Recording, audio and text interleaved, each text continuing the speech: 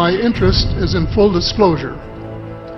And my only caveat is, I think probably I would say 95 to 98% full disclosure. I know of one or two things that I'm not sure should be in the public domain, at least yet. There will be someday, I'm sure, but not maybe immediately. Just as children survive the idea of the Tooth Fairy and Santa Claus when they become adult, I think that tax-paying citizens are quite capable of accepting the new and broader reality that we live in a cosmos teeming with life of various sorts. The fact that some other civilizations are more advanced than we are may be humbling, but it exists. It is being kept secret by the same vested interests who control our destiny. Who are these vested interests, and what are they up to?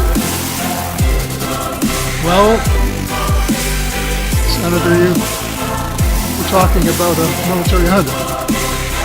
In my opinion, that is true, but I have broadened and deepened the definition to cabal. And the cabal comprises members of the Three Sisters: the Council on Foreign Relations, the Bilderbergers, and the Trilateral Commission, the International Banking Cartel, the Oil Cartel, members of various intelligence organizations, and select members of the military junta, who together have become a shadow government of not only the United States, but of much of the Western world. The aim of the game is a world government comprising members of the cabal who are elected by no one and accountable to no one. And according to Mr. Rockefeller, the plan is well advanced. Does this help you to understand why our civil rights are being taken away from us? I say us, because Canada too was included in the grand plan. So here we are more than a decade later fighting another war that can't be won. There is no country on earth powerful enough to protect its citizens against fanatical hate, as we learned from the Boston Marathon. The mere attempt to pursue the impossible pits neighbor against neighbor and the state power structure against everyone. All of the freedoms won by the millions of men and women who fought and died in World War II are being flushed unceremoniously down the drain. The only hope of peace is a negotiated settlement.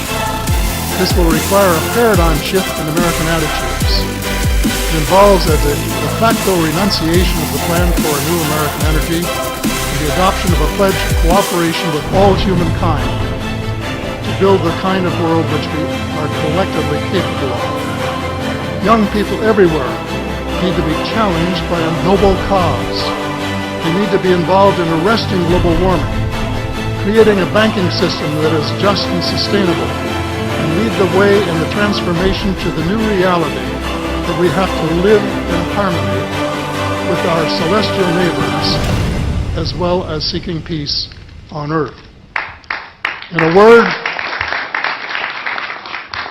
In a word, we have to become spiritual beings and practice the one tenet that the world's major religions have in common, and that is the Golden Rule.